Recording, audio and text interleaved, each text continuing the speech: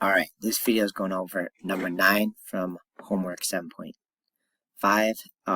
Solving this one, first thing before we switch forms is we got to write it as a single log. So using our log properties, if it's subtract, you write it as a single log, but divide the 5 and the 2x. Alright, so if you divide it as a single log, it looks like that.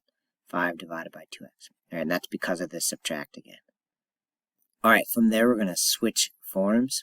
Alright, so it's an invisible base 10. So when we switch forms, it's just base 10. Log means find the exponent. So there's our exponent.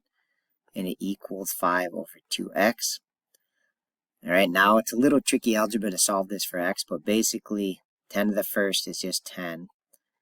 And then here, when x is on the bottom, we're going to multiply both sides by 2x. Right? And the reason for doing this is it wipes out the 2x there. So on the left, we get 20 times x, and on the right, we get just 5. All right, and now it looks a little more traditional, but be careful here, divide by 20. So our answer is not 4, it's 5 divided by 20, which is a fourth, or 0.25. All right, so that's kind of a weird one because it's got some weird algebra at the end, but that should be it. Thanks for watching.